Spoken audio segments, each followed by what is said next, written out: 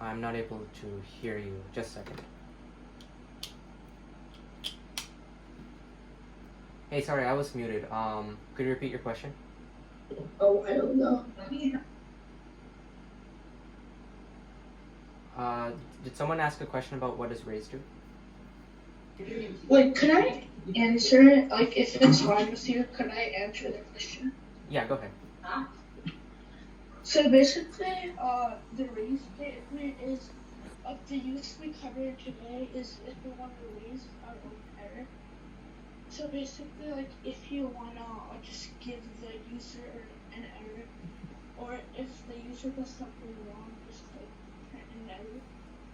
Yeah, that's a great explanation, Shrikant. So let's see an example. So let's say the user enters something, like let's say I'm getting input and they enter it correctly. So number is equal to int input enter number.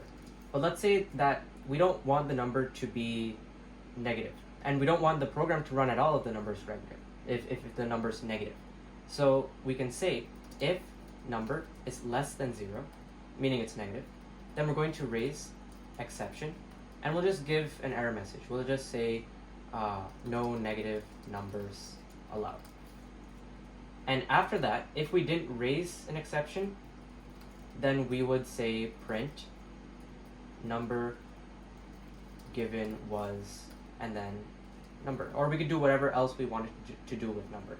So if I run this, then what happened here? I think I raised an exception earlier. Yeah, let's comment that out. Let's run this again. I should be able to get input. Let's say I enter 5. Well, 5 is not going to satisfy this if statement, so we're not going to raise an error, which means we're going to print number given was 5.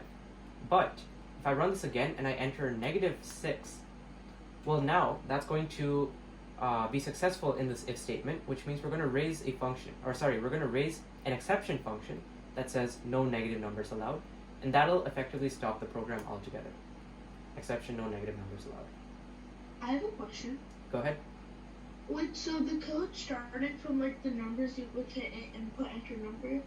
Is that to explain this is to explain the raise thing, right? Yeah, this was to sort of add an example to your explanation. And then I have another question. Go ahead. So in this case, like after ask for the user input enter number, in the if statement, if number is less than 0, you typed in raise exception, no negative numbers allowed, and then you typed print number given was, comma, like the actual number that they typed in. So basically in this case, the print number was number given was number would be printed if like the number was less than 0, right? Because it's the raise exception's not, it is in the if statement, and then the print is like outside of the if statement. It's separate. Yeah, so if this condition failed, which means if the number was 0 or more, then this would not be called, which means we would still continue with the program and go to this. However, if this is true, then we'd say raise exception, no negative numbers allowed. And at this point, it's just like a function. If you call return in a function, it'll stop the function then and there. Similarly, raise will stop the program then and there, and we will print this exception with the traceback, no negative numbers allowed. Okay, so it won't actually print number was given. Okay.